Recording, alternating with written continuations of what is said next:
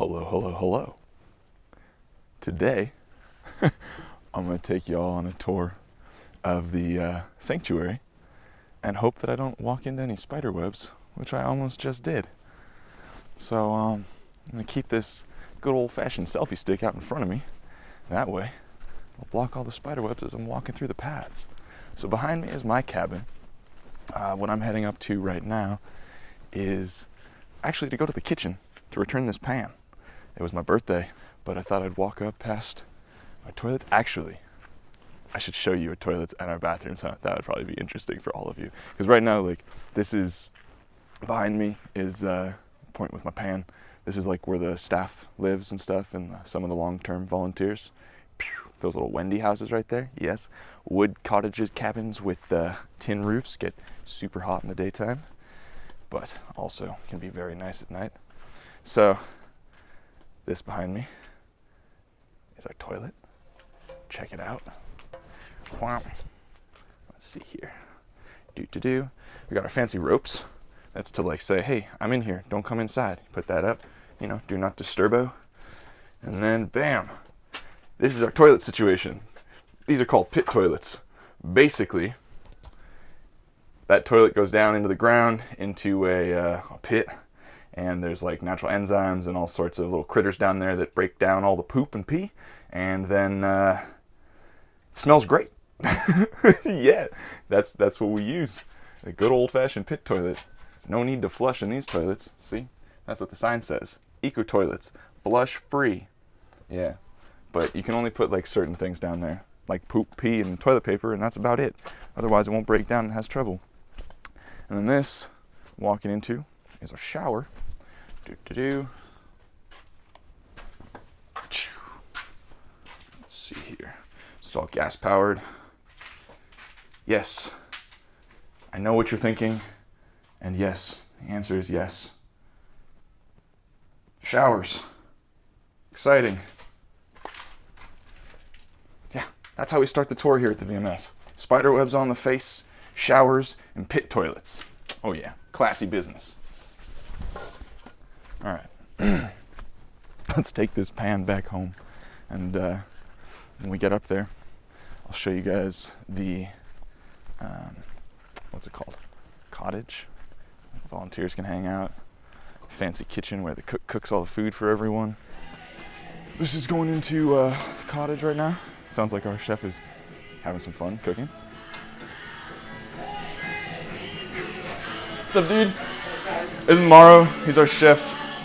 Let's see here. Boom. He's just rocking out while he's cooking. This is Nom. She's gonna be like, hey, don't film me now, it's my off day. Drop this pan back off. Alright. So yeah, hey look. That's my movie poster. Anyway. Yeah. So this is where all the food cooking happens. This is how things get scheduled out for the day. Plates, bottom section, middle section, top section. Those are all the monkey sections. Meds, monitoring, Disneyland sick bay. All it is. Whoops. I mean all that stuff. Basically tells everyone where they need to be, at what time they need to be there. I'm running out of battery. Well, that's great. I knew it was gonna happen eventually. So this is like games room area. That's where people hang out on their days off. So here you got some hammocks, tons of books. More books than you know what to do with. Look at all those books. It's like some abstract art right there. Couches, chilling areas, ping pong, volunteers. You know, it's a place for young people to come and hang out. So yeah, anyway, this is what it looks like from afar. Games area, cottage area. There you go. Pretty fancy, no? Oh look, it's a Georgie boy. Hi, you big mouth. Hi, big mouth. This dog has got a broken licker, and what I mean by that is he can't do nothing without trying to lick. Huh, Georgie boyo? Yeah. He's not even a year old. So, now we're heading down toward all the monkeys in the enclosures and everything are. And we got a George, which always makes things more interesting and complicated because monkeys don't like dogs. And when you got a wily little Giorgio running around, well, then everybody's going to be like, oh, get away from us. There's no dogs around here. Anyway, here's what this looks like walking into the garden of monkeys. So this first troop up top here is called D&D, which is Dino and Daniel. These are all the intro enclosures. So basically, like, these intro enclosures are where sick monkeys stay. They're also where monkeys that are like ex-pets or that have issues that can't integrate into troops stay. There's all sorts of reasons monkeys will be in intro enclosures. Sometimes it'll be like a monkey gets injured in the troop and has to be brought in to be monitored, or they're not doing well, so they get brought in. But there's a lot that live permanently in here and have partners that they live with simply because they just don't integrate well with other monkeys, or that they have other pre-existing conditions that don't allow them to be in the troop. All the intro cages have these like little things on the doors that tell you who they are. So these two are Devin and Elf. Obviously, you can see the rest of it. Both humanized, arrived as orphans, used to live at Skunky G with another female called Jessie, but they were moved to D&D in August 2013. Devin has helped look after babies previously when she was still young. Do not give human attention. So what are we going to do? We're not going to give them human attention. These guys over here, Sam Jarvis and Nicholas, previously kept together as pets in a cage. Sam Jarvis was castrated by the person who kept him. Nicholas is larger and more dominant. Be careful, they can grab. So again, these guys have quite a bit of anger issues and stuff because of their previous situation, and they don't get along with other monkeys. They don't get along with people. They don't really just have issues. And when they get castrated, it's a huge issue for them as well, especially because, like, for the males, those blue testicles really are like an indicator of status, and just a huge indicator of status, of sexual prowess, of ability in the troop. It's a huge sight indicator for the other monkeys. So when people get rid of those, it damages any chance of the male having any sort of like social standing in a natural troop ever again. So this is basically like what all the enclosures look like. You see there's just like this big electric fence that goes all along the outside of the enclosure.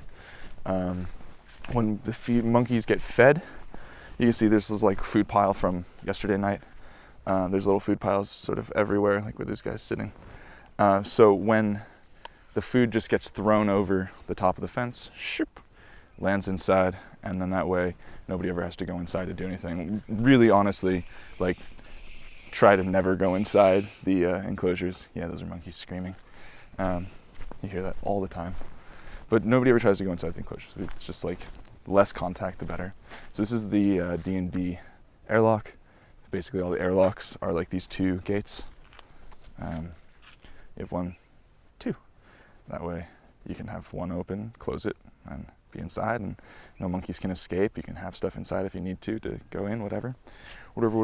Here's one of our feeding cages. As you can see. Hello, sir. So the feeding cages are obviously where the milk go for the babies. You can see the milk bottles in there right now. And then the babies can crawl inside. Yes, Georgie boy. Yeah. Monkeys don't know how to feel about a Giorgio. This is why I said this is what happens when you bring George around.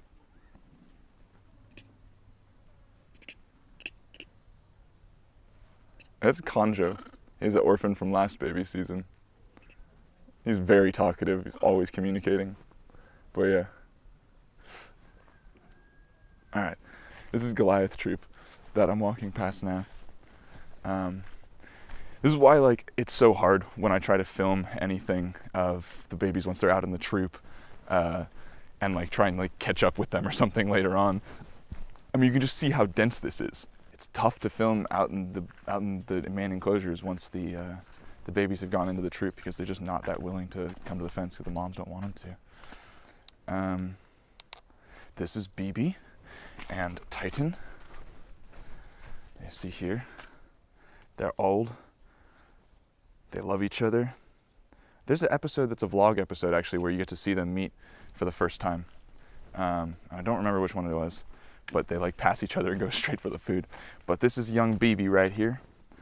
She's a beautiful lady. Hello, mama. She's lip smacking because she wants some grooming.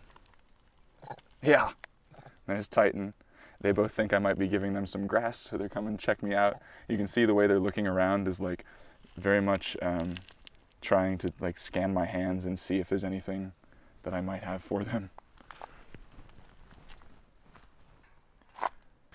These two are Api, which is monkey in Afrikaans, and Jamba. And they live together too. Hi, Jamba. Up, dude. He's a handsome guy, if he looks at the camera. Hey, show me your back. Hi, Apps. Api, Api, Api. She's very sweet. Come here. Come up higher so we can see you. Yeah? Hi, mama. Yeah. So she wants me to groom her really bad, but I won't because we're not supposed to. But look at that pretty old lady. Huh? Yeah. Yeah. That's just happy chatter sounds that she's making. It's just her being like, hello, I'm your friend. We know each other. How about you groom me? We can spend some time socializing. Talk about the babies. Talk about the trouble in the troop. You know, the drama. How BB's been kind of rude lately. Marcy's been stealing all the porridge. That kind of stuff. Like a sewing circle. Right, Oppie? Yeah. All right, where shall we go? Let's go over to Camelot Rock, huh? And if I'm gonna do a tour, I can't just show you only monkeys. Gotta show you some of the cool spots too, right? Spots where you can hang out, see pretty things. I mean, you can just see like this whole property has been kept as natural as possible for as long as possible. And it's interesting because we're surrounded by farms like on all sides of us.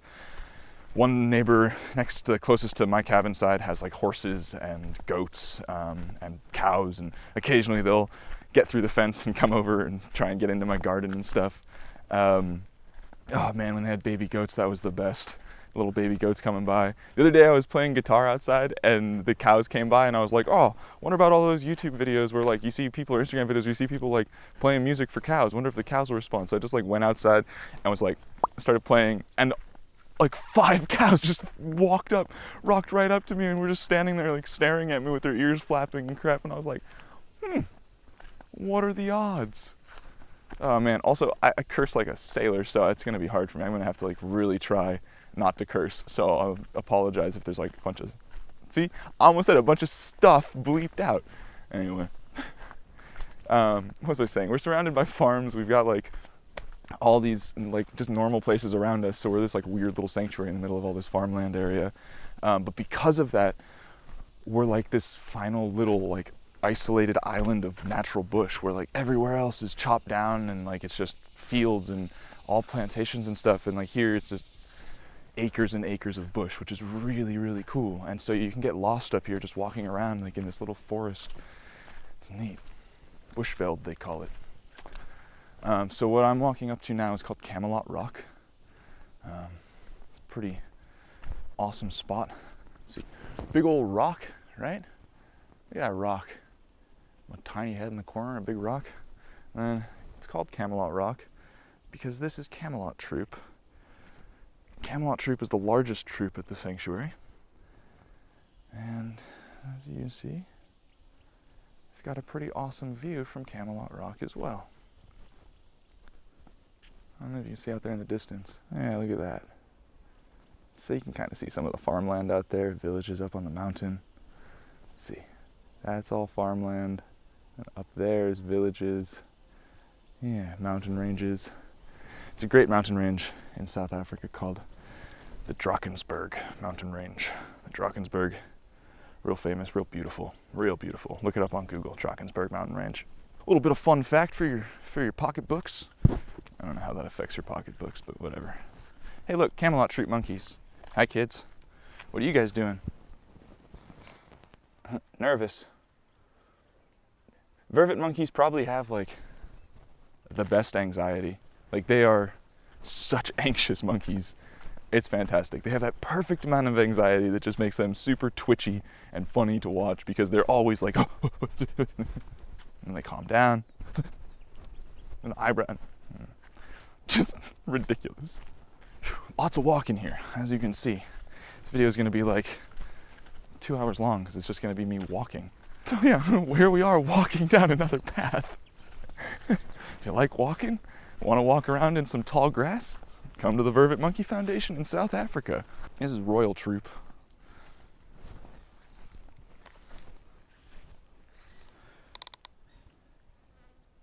It's one of our bigger troops.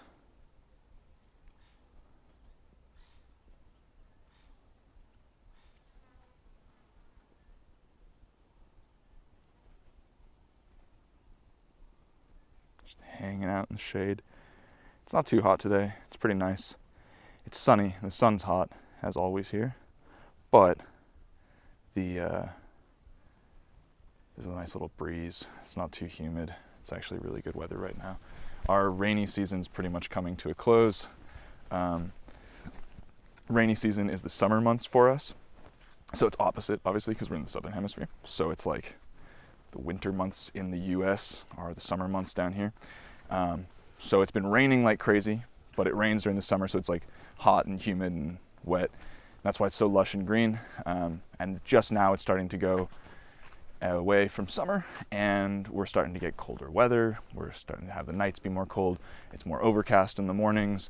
There's more breeze. But what that also means is that the rains are coming to a close, and all of this beautiful green foliage is going to die, and everything is going to be just sticks and brown. And it looks so different here when that happens.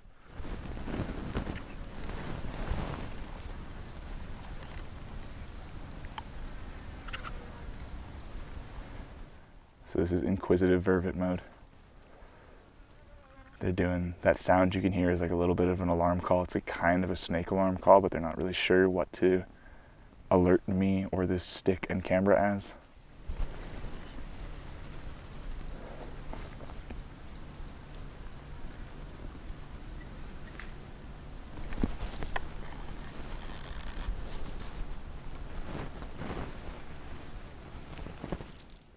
This is what they do. They sort of just like will jump side to side, and they'll tilt their heads, and they'll look real nervous and like creep up. Look at this one's ears. Look at him. Oh man, he's adorable. Look at that.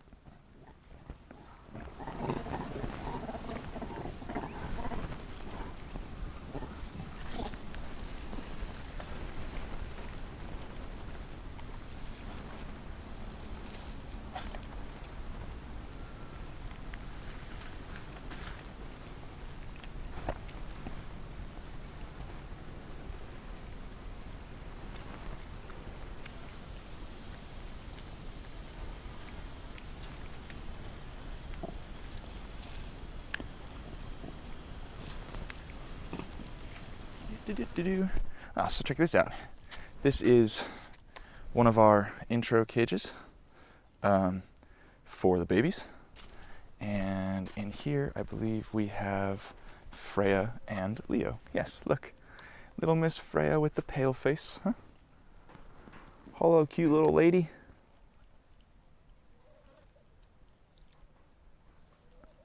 And then down on the ground, you've got Leo.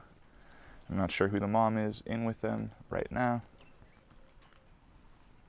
Hey look, it's like an episode of The Baby's Vervet Forest, but it's not. Yay! Yeah, they're doing good. I think they'll get to go out into the troop soon. Just enjoying some breakfast with mom.